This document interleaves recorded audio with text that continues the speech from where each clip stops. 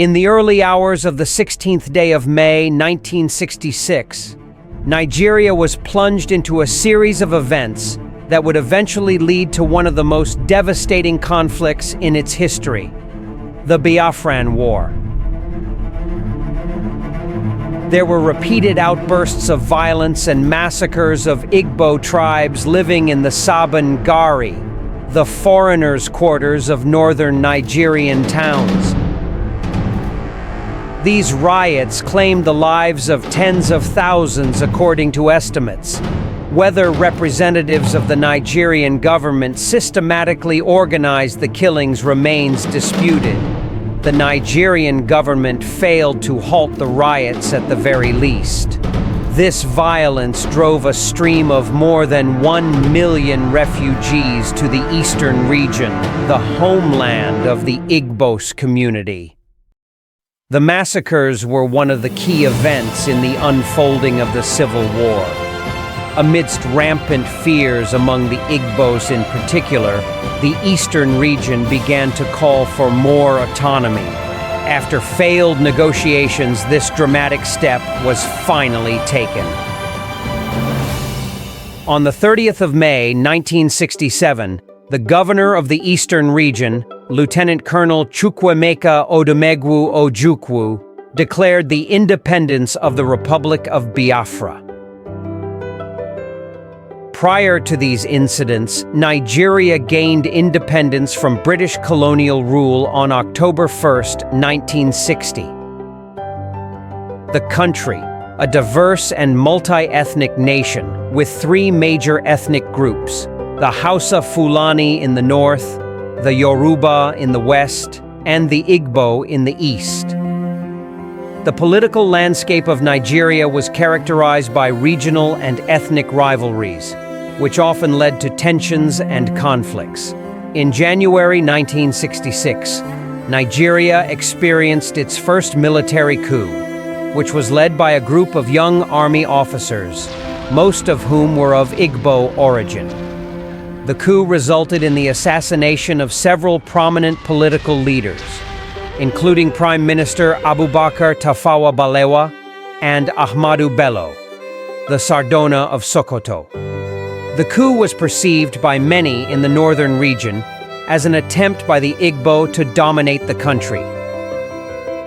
Major General Johnson Aguiyi Ironsi, an Igbo, assumed power as the head of the new military government. The January 1966 coup created deep-seated resentment among the northern elites and military officers. In July 1966, a counter-coup was staged by northern officers, which resulted in the assassination of General Aguiyi Ironsi and the installation of Lieutenant Colonel Yakubu Gowon as the new head of state. The counter-coup further exacerbated ethnic tensions, leading to widespread violence against the Igbo people living in the northern region.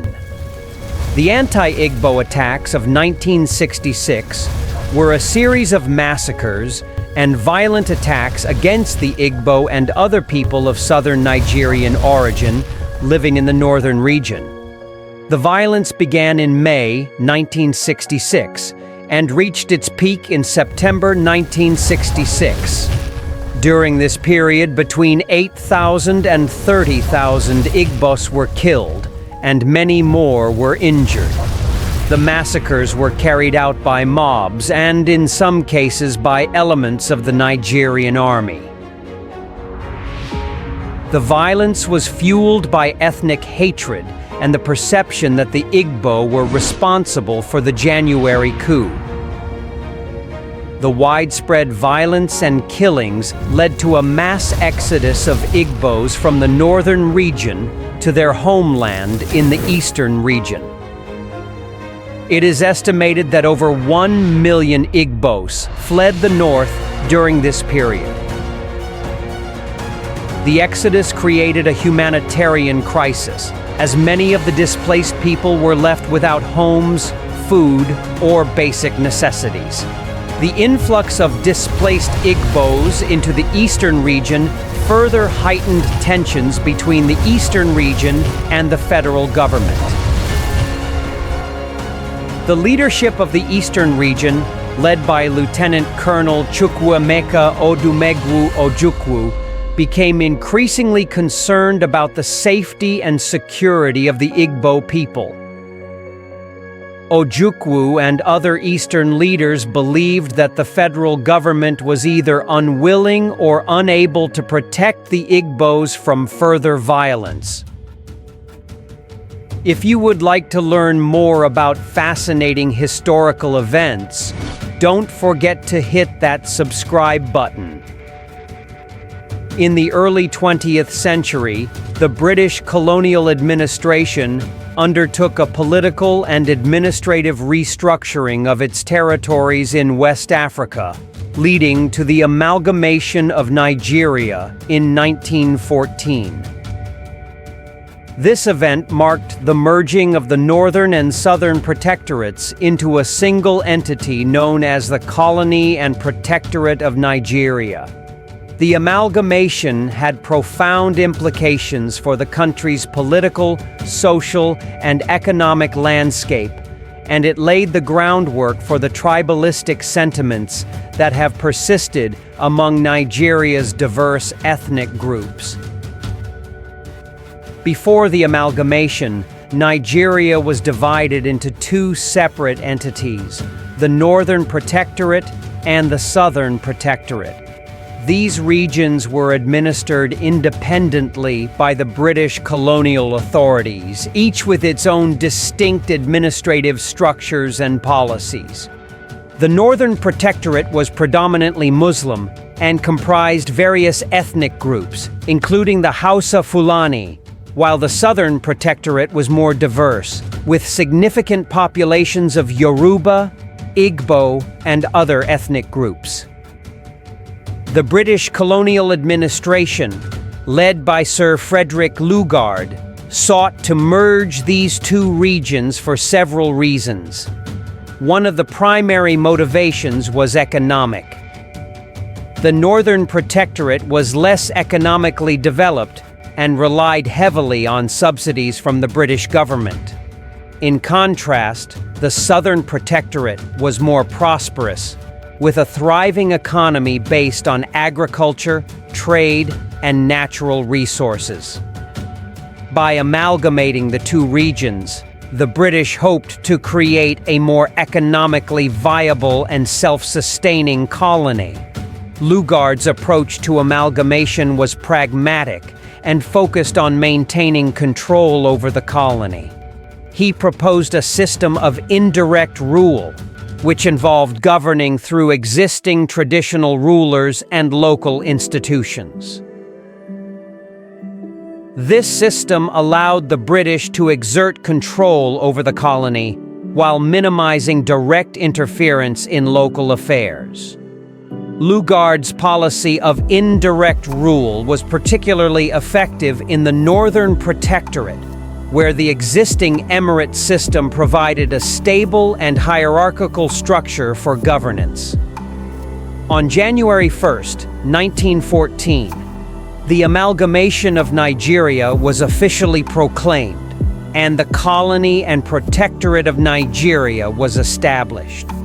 The new administrative structure consisted of a central government in Lagos, with regional administrations in the north and south.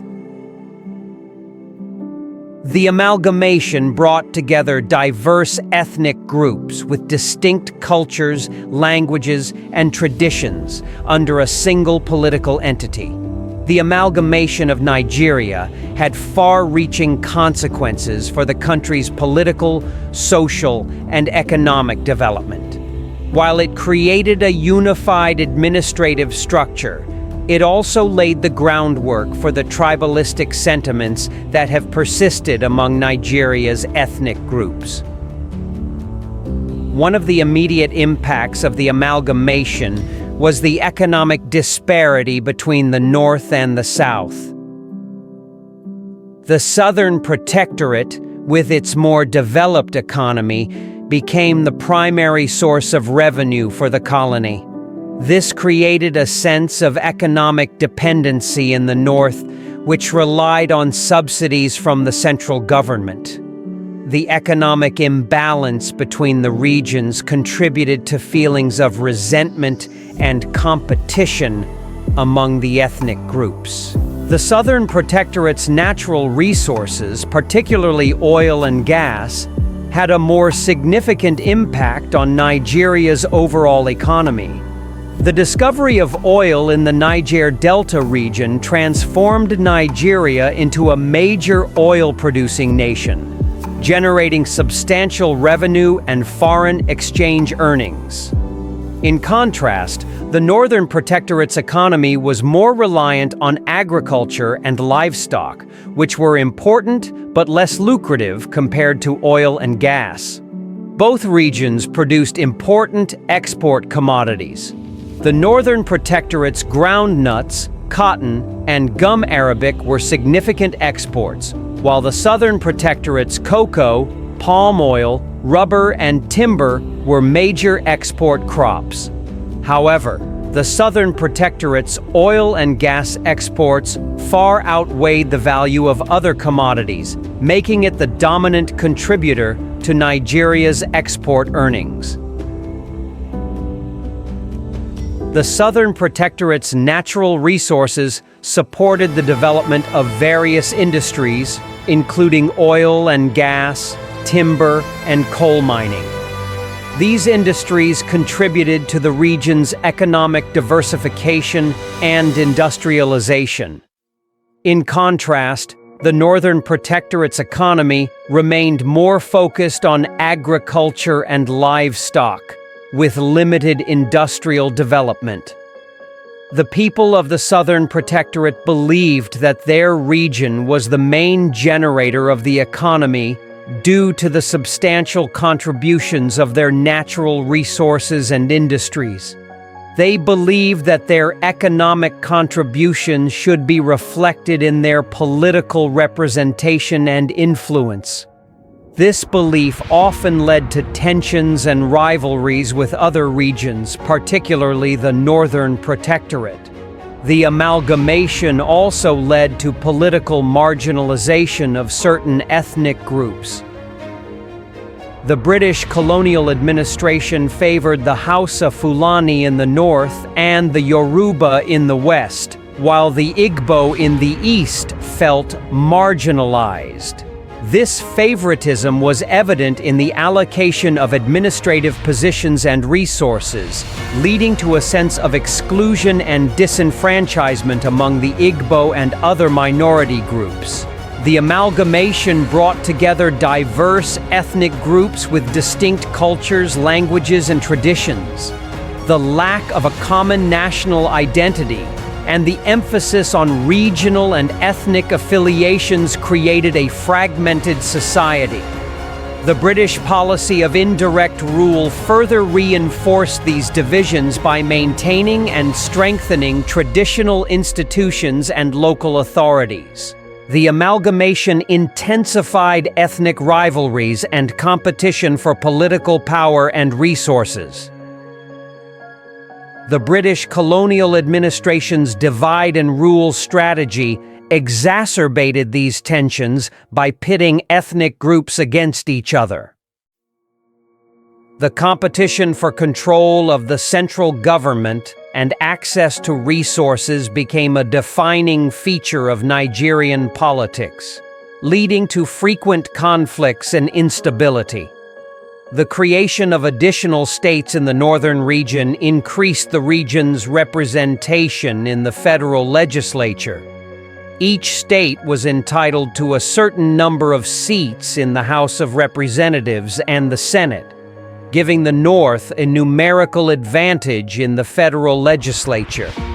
The increased representation of the northern region in the federal legislature translated into greater political influence and control over federal decision-making. This dominance was evident in the election of key federal positions, including the presidency, where candidates from the North often had a significant advantage. The creation of more states in the North also influenced the allocation of federal resources.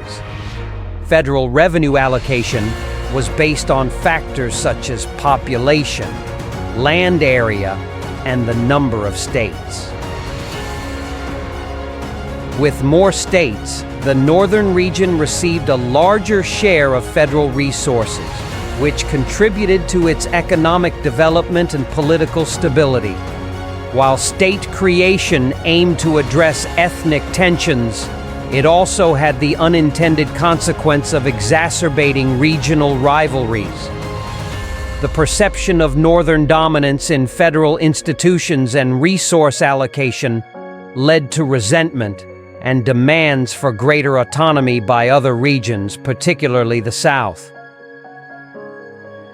The federal character principle, which aimed to ensure equitable representation, was both supported and challenged by state creation. While it promoted inclusivity, it also reinforced regional and ethnic identities, making it difficult to achieve a truly national political culture. After independence in 1960, Nigeria had widely been considered one of sub-Saharan Africa's most promising post-colonial states. The potential for development seemed boundless in the democracy of roughly 45 million people, where large amounts of high-quality oil reserves had been discovered shortly before the end of colonial rule. Two British legacies combined to impair the evolution of a stable political system and social relations, however. Colonial rule divided the population along ethnic lines, but incorporated the defined groups in a centrally governed federal state. The territorial and ethnic borders that marked Nigerian colonial society were still in place when the country achieved independence. Established as a federation, post-colonial Nigeria was split up into three main regions, each dominated by one or two ethnic groups: Hausa Fulani in the north, Yoruba in the west, and Igbos in the east. Hundreds of other ethnic minorities of different size comprise the rest of the population. A young Igbo man was tasked to be the unifier by the British government. His role was primarily to help bridge the gap between the Igbo tribe and the rest of Nigeria. Nnamdi Azikiwe, born on November 16, 1904, in Zungeru, northern Nigeria. Azikiwe was exposed to Nigeria's diverse cultures from a young age. His father worked as a clerk in the British administration, which allowed Azikiwe to interact with people from different ethnic backgrounds. He learned to speak Hausa, Igbo, and Yoruba, which later proved to be an asset in his efforts to unify the country. Azikiwe's early life was marked by a diverse cultural exposure, thanks to his father's job as a clerk in the British administration of Nigeria. This early exposure to different cultures and languages would later influence his nationalist ideals. Azikiwe attended several mission schools in Onitsha, Calabar, and Lagos, where he developed a strong foundation in education. Inspired by the teachings of African-American civil rights activist Marcus Garvey, Azikiwe pursued higher education in the United States, earning multiple degrees from Lincoln University and the University of Pennsylvania. His journey in journalism began in the United States, where he worked as a columnist for the Baltimore Afro-American, Philadelphia Tribune, and the Associated Negro Press. Upon returning to Nigeria in 1934, he became a prominent journalist and established several newspapers, including the West African Pilot in 1937. The West African Pilot became a powerful voice for Nigerian nationalism and self-governance, using its platform to advocate for independence from British colonial rule. Azikiwe's journalistic endeavors were instrumental in mobilizing public opinion and fostering a sense of national identity among Nigerians. His influence in the media extended beyond his role as a journalist. He founded the Zik group of newspapers, which published multiple newspapers across Nigeria, further amplifying his nationalist message. His powerful oratory and writing skills made him a key figure in the Nigerian youth movement, NYM, and later the National Council of Nigeria and the Cameroons, NCNC, which he co-founded with Herbert Macaulay in 1944. Azikiwe's leadership in these organizations helped unify diverse ethnic groups under a common goal of self-rule and independence. Azikiwe's strong belief in Pan-Africanism connected Nigerian nationalism to a broader movement for Black liberation and self-determination across the African continent. He advocated for the unity of African nations and the need for collective action to achieve independence and development. This broader ideological framework provided a powerful foundation for his efforts to unify Nigeria. As the Premier of Eastern Nigeria from 1954 to 1959, Azikiwe worked to promote regional development and foster unity among the diverse ethnic groups in the region. His efforts to address the economic and social needs of the Eastern region helped to build a sense of collective identity and loyalty to the Nigerian state. The 1960 election was a significant milestone in Nigeria's journey towards independence. It was a federal election held to elect representatives to the House of Representatives, which would form the basis of the new government. The election was contested by several political parties, including the National Council of Nigeria and the Cameroons, NCNC, led by Nnamdi Azikiwe, the Northern People's Congress, NPC, led by Ahmadu Bello, and the Action Group, AG, led by Obafemi Awolowo. The NPC emerged as the dominant party, winning the majority of seats in the House of Representatives.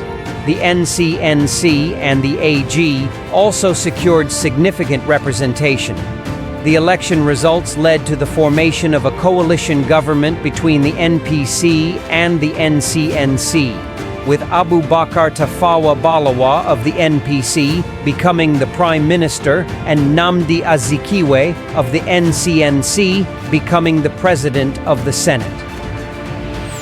Nigeria gained independence from British colonial rule on October 1, 1960. The independence ceremony was a momentous occasion, attended by dignitaries from around the world. The new constitution established a federal system of government with an elected prime minister and a ceremonial head of state. Nnamdi Azikiwe became the ceremonial head. Under Nigeria's independence constitution of 1960, the country adopted a parliamentary system of government. In this system, the prime minister was the head of government, while the president served as the ceremonial head of state. Nnamdi Azikiwe became the Governor-General of Nigeria in 1960, representing the British monarch, and later, in 1963, he became the first president of Nigeria when the country became a republic. As a ceremonial head, Azikiwe's powers were largely symbolic. His role was to represent the unity of the nation and perform ceremonial duties, such as receiving foreign dignitaries, attending state functions, and signing bills into law. However, the executive powers were vested in the Prime Minister, Abubakar Tafawa Balewa, who was responsible for the day-to-day administration of the government. One of the significant limitations faced by Azikiwe was his inability to influence policy decisions. As a ceremonial head, he had no executive authority to initiate or implement policies. This limitation meant that Azikiwe could not directly address the pressing issues facing Nigeria, such as economic development, regional disparities, and ethnic tensions. His role was confined to offering advice and counsel to the Prime Minister, but he had no power to enforce his recommendations. Abubakar Tafawa Balewa, Nigeria's first Prime Minister at this time, faced several corruption allegations. These allegations, along with other political and social factors, created an environment of instability and mistrust. One of the primary corruption allegations against Balewa's government was the mismanagement of public funds. There were widespread reports of embezzlement and misappropriation of government resources by high-ranking officials. This mismanagement led to a lack of trust in the government and fueled public anger. Balewa's administration was accused of nepotism and favoritism in the allocation of government contracts and appointments. Many believed that government positions and contracts were awarded based on personal connections rather than merit. This perception of favoritism further eroded public confidence in the government. Also, Nnamdi Azikiwe, despite his significant contributions to Nigerian nationalism and independence, faced allegations of corruption during his administration. As the first president of Nigeria, Azikiwe's tenure was marked by various controversies, including accusations of financial misconduct and abuse of power. One of the most notable corruption allegations against Azikiwe was related to his involvement in the African Continental Bank, ACB. Azikiwe was accused of using his political influence to secure loans and financial benefits for himself and his associates from the ACB. This led to a significant scandal, as the bank faced financial difficulties and was eventually taken over by the government. The allegations of financial impropriety tarnished Azikiwe's reputation and raised questions about his commitment to ethical governance. Additionally, Azikiwe's administration was criticized for its handling of public funds and resources. There were reports of embezzlement and mismanagement of government funds, with several high-ranking officials in his administration implicated in corrupt practices. These allegations further eroded public trust in Azikiwe's leadership and contributed to the perception of widespread corruption within his government. The 1964 federal elections and the 1965 Western Region elections were marred by allegations of electoral fraud and manipulation. The ruling party, the Nigerian National Alliance, NNA, was accused of rigging the elections to maintain power. The perceived lack of free and fair elections contributed to political instability and unrest. Despite Nigeria's economic potential, there were significant economic disparities between regions and ethnic groups. The northern region, where Balewa hailed from, was perceived to receive preferential treatment in terms of resource allocation and development projects. This perception of economic inequality fueled resentment among other regions. The political climate in Nigeria during Balewa's tenure was marked by violence and political assassinations. Prominent political figures, including Chief Obafemi Awolowo, were targeted, leading to a sense of insecurity and instability. The government's inability to address these issues effectively contributed to the growing discontent. The government's policies and actions were often perceived as favoring certain ethnic groups over others. The Igbo-dominated eastern region, in particular, felt marginalized and excluded from the political process.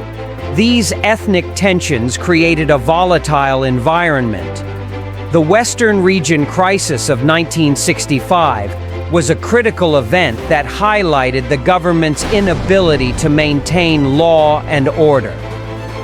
The crisis began with allegations of electoral fraud in the Western Region elections, leading to widespread violence and unrest. The government's failure to address the crisis effectively further undermined its legitimacy. Public protests and strikes became increasingly common in the years leading up to the coup. Workers, students, and other groups organized demonstrations to express their dissatisfaction with the government's policies and actions. The Nigerian military was also affected by the corruption and mismanagement within the government. Many military officers were frustrated with the lack of resources and the perceived favoritism in promotions and appointments.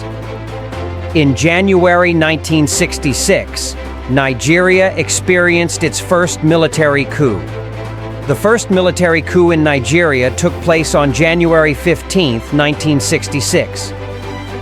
It was orchestrated by a group of army majors, including Major Kaduna Nzeogwu, Major Emmanuel Ifeajuna, and Major Adewale Ademoyega. The coup was motivated by widespread dissatisfaction with the government, allegations of corruption, and ethnic tensions. The coup plotters aimed to overthrow the government and establish a new political order.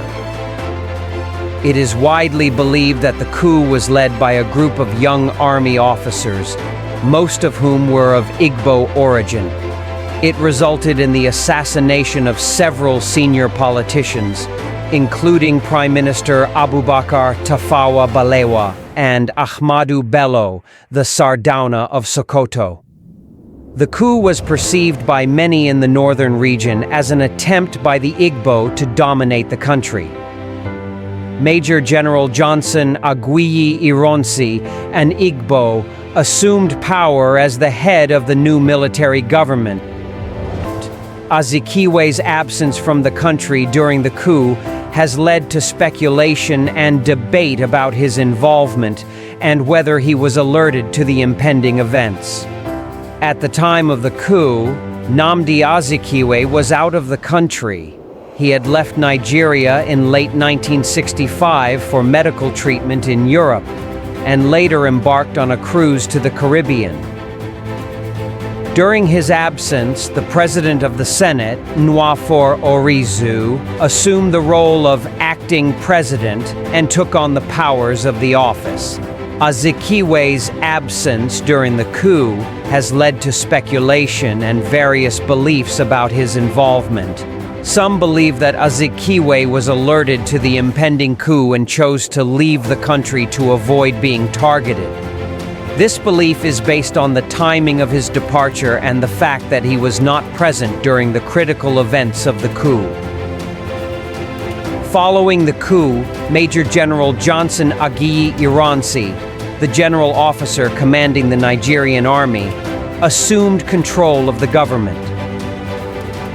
Azikiwe, still abroad, gave an interview to the world's press on January 16, 1966, expressing his views on the coup and the political situation in Nigeria. He emphasized the need for national unity and called for calm and restraint. He returned to Nigeria soon after the coup, but by then the political landscape had significantly changed. Major General Johnson Aguiyi Ironsi had already assumed control of the government and established a military regime. The coup led to the overthrow of the civilian government, and the military took control of the country. Major General Aguiyi Ironsi, as the new head of state, dissolved the existing political structures, including the office of the president. This meant that Azikiwe's position as the ceremonial head of state was effectively abolished. Aguiyi Ironsi's regime faced significant challenges, including ethnic tensions and political unrest.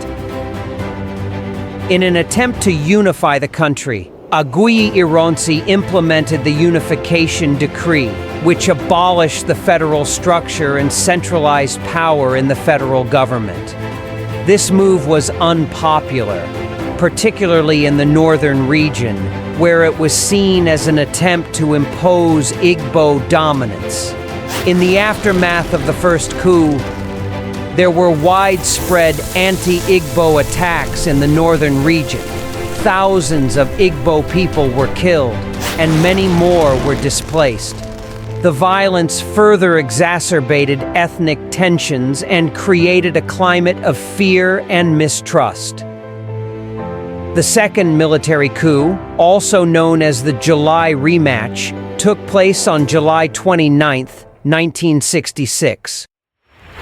It was masterminded by northern military officers, including Lieutenant Colonel Murtala Muhammad and Major Theophilus Danjuma.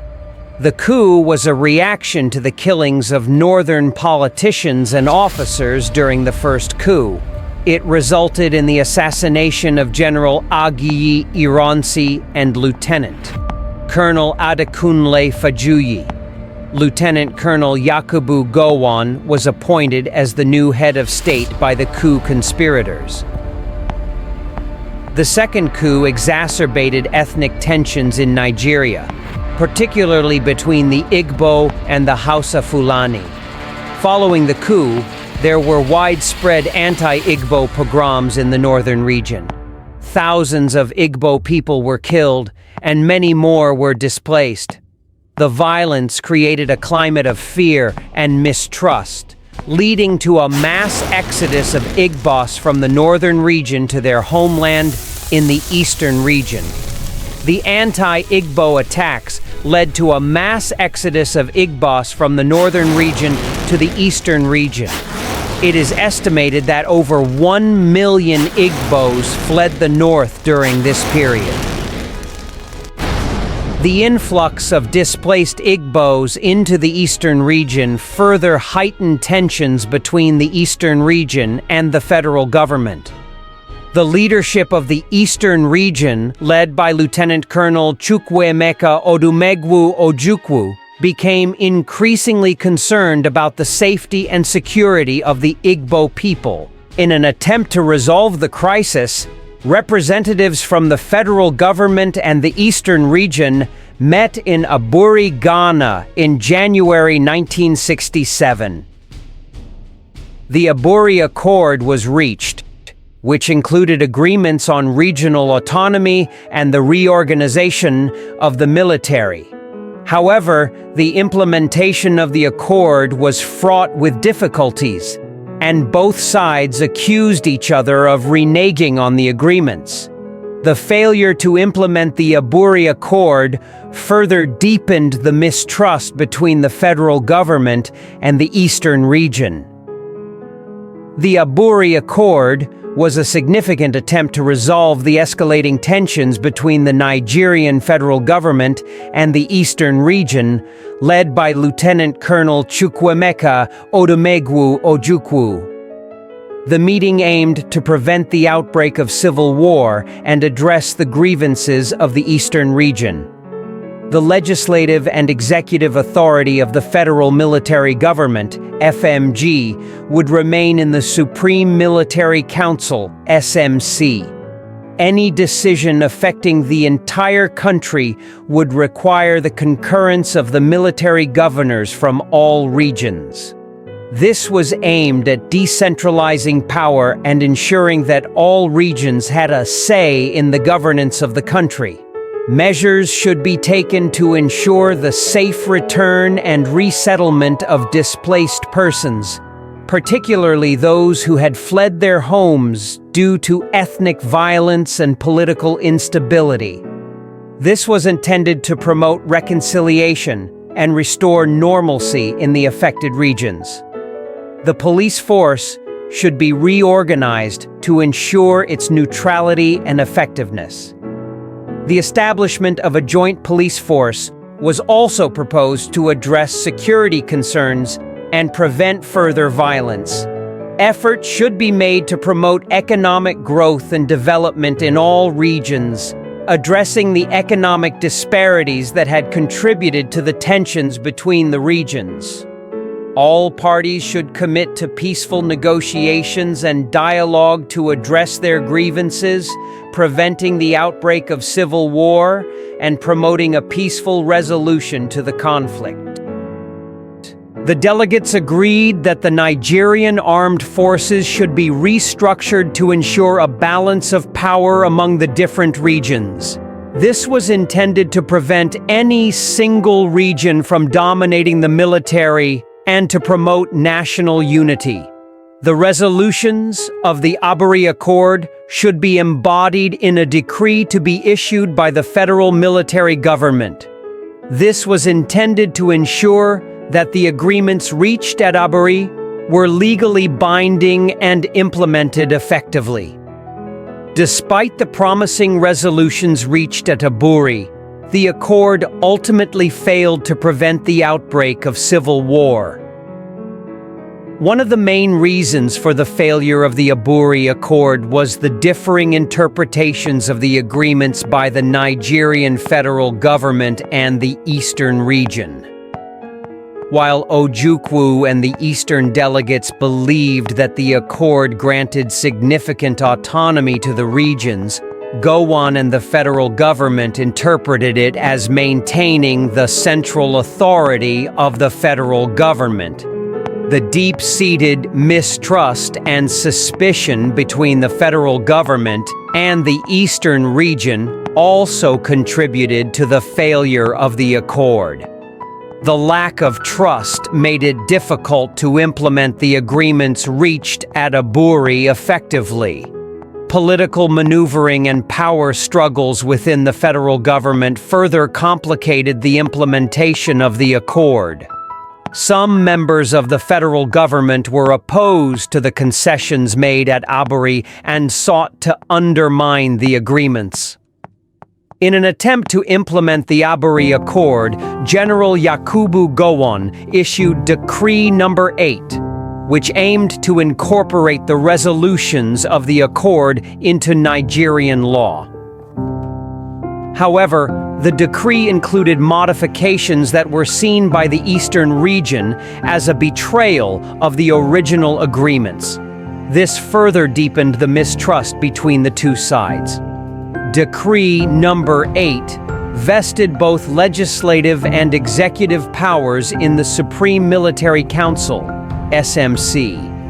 This centralization of power was contrary to the Aburi Accord, which emphasized a more decentralized approach with significant autonomy for the regions. The decree required the concurrence of the head of the federal military government and all military governors for certain matters, such as trade, commerce, industry, transport, the armed forces, the Nigerian police, higher education, and the territorial integrity of a region. This provision was seen as a way to maintain central control, which was not in line with the spirit of the Aburi Accord. While Decree No. 8 restored legislative and executive powers to the regions, it also included provisions that ensured no region could exercise its authority in a way that would impede the federal government's functions or endanger the continuance of federal government in Nigeria. This was seen as a limitation on regional autonomy, contrary to the Aburi Accord's emphasis on regional self-governance. The decree granted the SMC the power to take over the executive and legislative functions of a regional government during any period of emergency declared by the SMC. This provision was viewed as a means to undermine regional autonomy and maintain central control, which was not in agreement with the Aburi Accord. Decree No. 8 modified the process for amending regional constitutions, requiring the concurrence of the SMC for certain matters. This was seen as a way to limit regional autonomy and maintain central oversight contrary to the Aburi Accord. The decree abolished the Advisory Judicial Committee and granted each military governor control over the appointment of judges in their region. However, the appointment of judges to the Supreme Court of Nigeria and the High Court of Lagos remained the sole responsibility of the SMC. This centralization of judicial appointments was not in line with the Aburi Accord's emphasis on regional autonomy. In response to the escalating tensions and the failure of peace talks, Ojukwu declared the independence of the eastern region as the Republic of Biafra on May 30th, 1967. The Declaration of Independence was seen as a last resort to protect the Igbo people from further violence and to assert their right to self-determination. The secession of Biafra was met with strong opposition from the Nigerian federal government, which was determined to maintain the unity of the country. The Declaration of Biafra marked the beginning of the Biafran War. The Nigerian federal government, led by General Yakubu Gowon, launched a military campaign to suppress the secessionist movement and reclaim the territory of Biafra. The war quickly escalated into a full-scale conflict, with both sides committing significant resources to the fight. The Biafran War attracted international attention, with several countries and organizations becoming involved in the conflict. Some countries, such as France, Portugal, and Israel, provided covert support to Biafra, while others, such as the United Kingdom and the Soviet Union, supported the Nigerian federal government. International humanitarian organizations, including the Red Cross and Caritas, attempted to deliver aid to the starving population in Biafra, but their efforts were often obstructed by the Nigerian government. One of the most devastating aspects of the Biafran War was the blockade imposed by the Nigerian federal government. The blockade cut off food, medicine, and other essential supplies to Biafra, leading to widespread famine and suffering among the Biafran population. The blockade was a deliberate strategy to weaken the secessionist movement and force Biafra to surrender. The images of emaciated children and the reports of widespread suffering in Biafra shocked the world and drew international attention to the humanitarian crisis. Britain played a significant and controversial role in the Biafran War, primarily driven by its economic interests, particularly in the oil sector. Britain's primary interest in Nigeria was its substantial investments in the oil industry, particularly through Shell BP, which was partly owned by the British government. The majority of Nigeria's oil reserves were located in the eastern region, which declared itself the independent state of Biafra. Protecting these investments was a major motivation for Britain's actions during the war.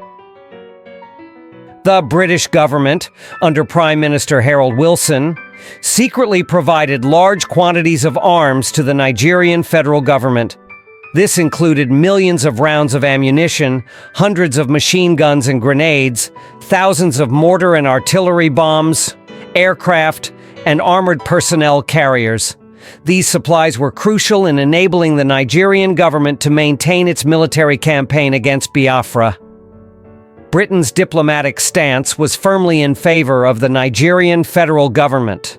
The British government viewed the conflict as an internal matter and supported Nigeria's sovereignty and territorial integrity. This stance was influenced by the desire to protect British economic interests in Nigeria.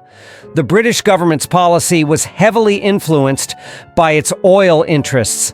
Investments by Shell BP in Nigerian oil were significant, and the company stood to lose a great deal if the Nigerian federal government did not achieve victory. The British Foreign Office noted the importance of maintaining access to Nigeria's oil installations. While publicly, the British government maintained that it was supplying arms to Nigeria at the same level as before the conflict, in reality, the supply of arms was massively stepped up. This discrepancy between public statements and actual actions highlighted the covert nature of Britain's involvement. Despite the humanitarian crisis in Biafra, including widespread famine and suffering, the British government prioritized its economic and strategic interests over humanitarian concerns. The blockade imposed by the Nigerian government, which led to mass starvation, was not strongly opposed by Britain. Britain's involvement in the Biafran War also had implications for its international relations. The British government's support for Nigeria was partly driven by the desire to maintain its influence in West Africa and counter the involvement of other powers, such as the Soviet Union, which also supplied arms to Nigeria. The British media played a role in shaping public opinion about the conflict. Reports of the humanitarian crisis in Biafra, including images of starving children, generated significant public sympathy for the Biafran cause. However, the British government's policy remained focused on supporting the Nigerian federal government. During the war, Nnamdi Azikiwe proposed a 14-point peace plan in an effort to bring about a peaceful resolution to the conflict.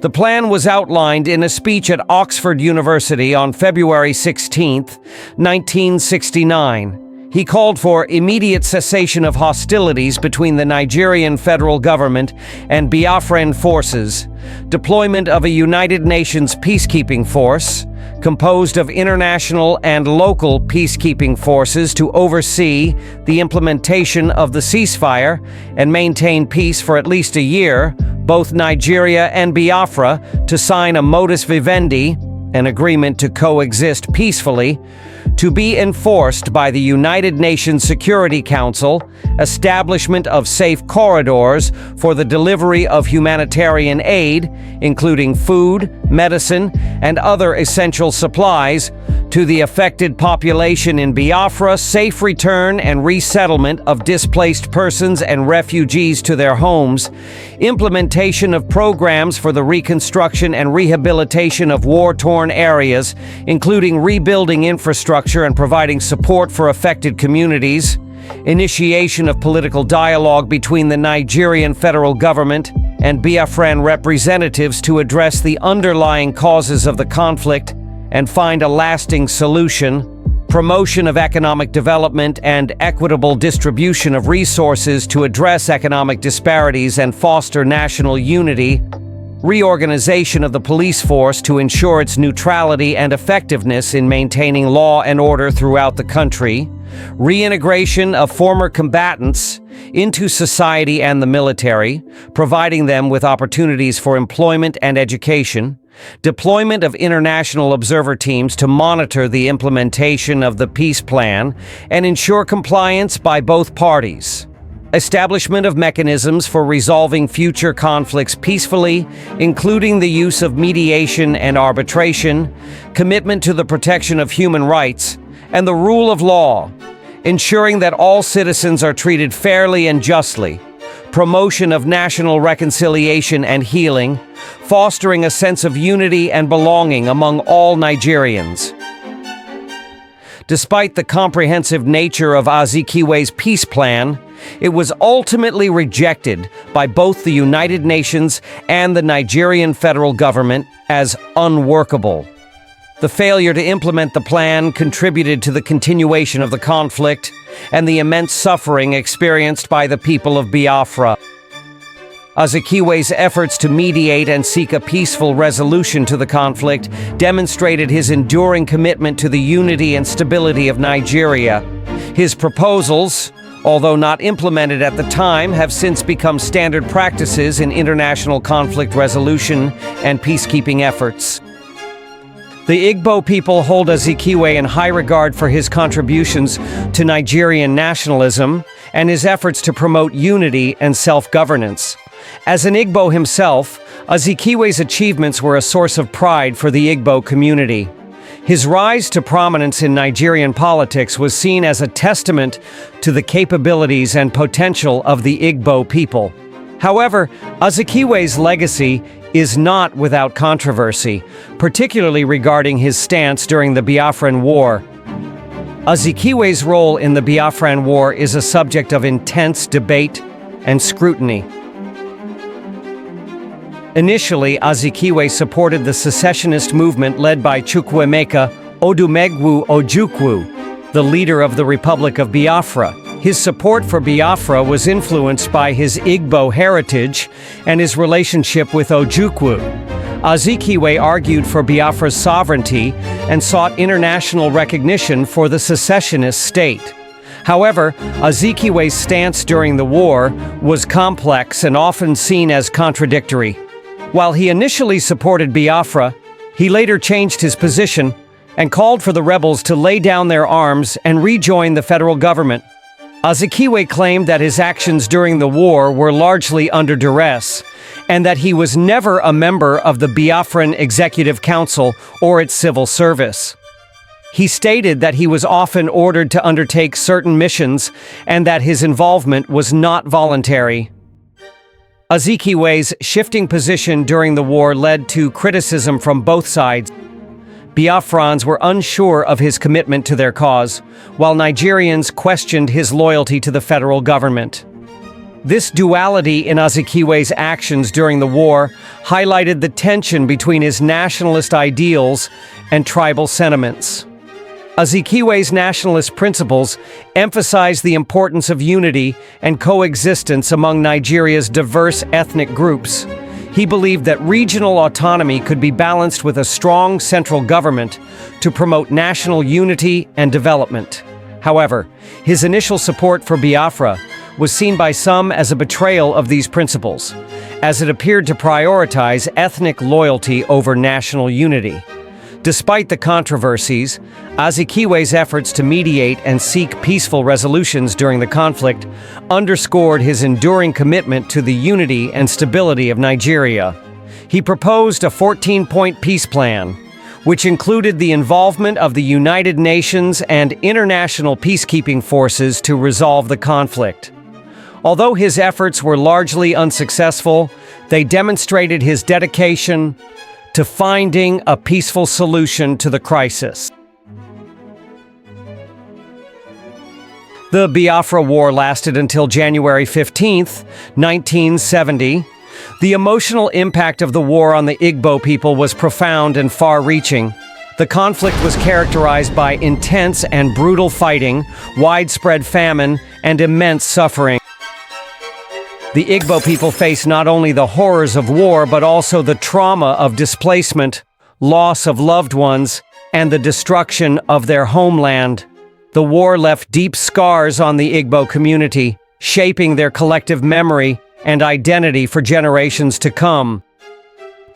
The division and suspicion in the mistrust and disunity in the three main ethnic groups in Nigeria were heightened after the first coup, and influenced some actions taken by these ethnic nationalities. After the assassination of General Aguiyi Ironsi, the head of state, and Lieutenant Colum Fajuyi, the governor of Western Region, the rebellious officers were determined to have things their own way, to the extent that in their view no Southern officer was worthy enough to be entrusted with the government of the nation. Brigadier Ogundipe and other senior Southern Army officers who came next in rank to General Aguiyi Ironsi were left in no doubt as to their unsuitability for the leadership of either the country or the army. To these northern officers, only a northerner was acceptable, and as a result of their desire, the mantle of leadership eventually fell on Lieutenant Colonel Yakubu Gowon, the most senior northern officer in the Nigerian army. At that time, there were at least 6 surviving Southern officers, including Lieutenant Colonel Chukwuemeka Ojukwu, who were Lieutenant Colonel Yakubu Gowon's senior in the military. The order of seniority and succession was not followed by the northern officers who were bent on taking over the leadership of the country. This was not acceptable to some southern officers and further polarized the military and Nigeria's political landscape. Even at this stage of political crossroad, many Igbos were grieved by the revengeful nature of the July 1966 counter-coup organized by the northern military officers, but were still ready to tolerate them and bring about peace. But the northern attitude was believed to be a reaction to what many saw as an overreaction to the perceived Igbo coup of January 15, 1966. These Igbo were still prepared to cooperate with the federal government to bring about peace and settlement in the country. It was not until the renewed outbreak of violence from September to October 1966 in most parts of northern Nigeria against civilian population, including women and children of eastern Nigeria, especially people of Igbo extraction, that many Easterners began to feel that what was happening was not just a reaction by the Northerners caused by the January coup, but a deliberate attempt to eliminate the Igbo race. In the midst of this confusion, the federal government failed to convince the Igbo that this was not the case. It failed, for example, to make meaningful financial provision for the families and dependents of those who lost their lives, or to help resettle the multitude of refugees impoverished by their losses as a result of the massacre. The federal government promised to make available the sum of £300,000, an amount that was a far cry from the £1 million voted by the Eastern Regional Government.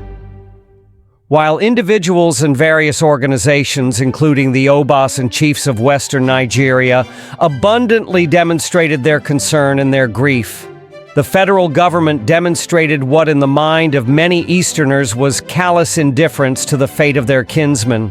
This attitude on the part of the federal government stirred in the minds of many Igbo people the feeling that the administration in Lagos was against them. As a result of this, it became immaterial to the Igbo what the intention of General Yakubu Gowon and his advisors may have been, just as it had proved immaterial to the Northerners what the intentions of Major Chukwuemeka and his group of January 1996 might have been. The impression was created and embedded in the mind of Igbos that they as a people were no longer wanted or cared for in Nigeria. After the Biafra War, Nnamdi Azikiwe continued to play a significant role in Nigeria's political landscape, although his influence waned compared to his earlier years. Following the end of the Biafra War in 1970, Azikiwe sought to reintegrate into Nigeria's political scene. He initially supported the federal government and called for national reconciliation and unity. His efforts were aimed at healing the wounds of the Civil War and promoting a sense of collective identity among Nigerians. In the late 1970s, as Nigeria transitioned from military rule to civilian governance, Azikiwe became actively involved in politics once again. He co-founded the Nigerian People's Party, NPP, and emerged as one of its leading figures. The NPP was one of the 5 major political parties that contested the 1979 general elections, which marked Nigeria's return to civilian rule.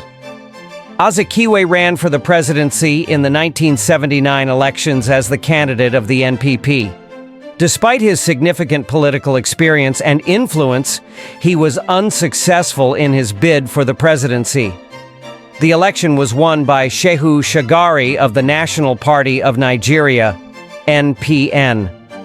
Azikiwe's loss in the election marked a turning point in his political career, as it became evident that his influence had diminished. Despite his electoral defeat, Azikiwe remained an influential figure in Nigerian politics.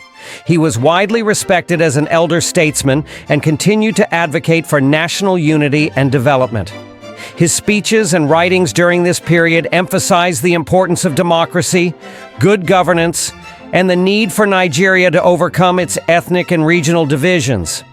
In the 1980s, Azikiwe continued to be involved in political activities, although his influence was more symbolic than practical. He remained a vocal advocate for national unity and played a role in various political and social initiatives aimed at promoting peace and development in Nigeria. Azikiwe's later years were marked by his efforts to document his experiences and contributions to Nigeria's history. He authored several books and articles reflecting on his role in the country's independence movement and his vision for Nigeria's future. Nnamdi Azikiwe passed away on May 11, 1996 in Enugu, Nigeria, at the age of 91. His death marked the end of an era in Nigerian politics, as he was one of the last surviving leaders of the country's independence movement. Azikiwe's legacy as a nationalist, statesman, and advocate for unity continues to be celebrated in Nigeria. He is remembered for his contributions to the country's independence, his efforts to promote national unity, and his enduring commitment to the principles of democracy and good governance. Nnamdi Azikiwe, often referred to as Zik of Africa, was a prominent Nigerian statesman, journalist, and nationalist who played a significant role in the country's journey to independence and its early post-colonial history. Born on November 16, 1904, in Zungeru, northern Nigeria, Azikiwe's life was marked by his dedication to the cause of Nigerian nationalism and his influence in the media as a journalist. He co-founded the National Council of Nigeria and the Cameroons, NCNC, and became Nigeria's first president in 1963. Despite his efforts to promote national unity, Azikiwe faced significant challenges in uniting Nigeria's diverse ethnic groups. His role during the Biafra War further complicated his legacy. Initially, Azikiwe supported the secessionist movement led by Chukwuemeka Ojukwu, influenced by his Igbo heritage and relationship with Ojukwu. However, his stance during the war was complex and often seen as contradictory. While he argued for Biafra's sovereignty, he later called for the rebels to lay down their arms and rejoin the federal government. This duality in Azikiwe's actions led to criticism from both sides, highlighting the tension between his nationalist ideals and tribal sentiments. Despite these challenges, Azikiwe's efforts to mediate and seek peaceful resolutions during the conflict underscored his enduring commitment to the unity and stability of Nigeria. His legacy remains a complex blend of visionary leadership, journalistic influence, and political maneuvering, reflecting the intricate interplay between nationalism and tribal sentiments in Nigeria's history.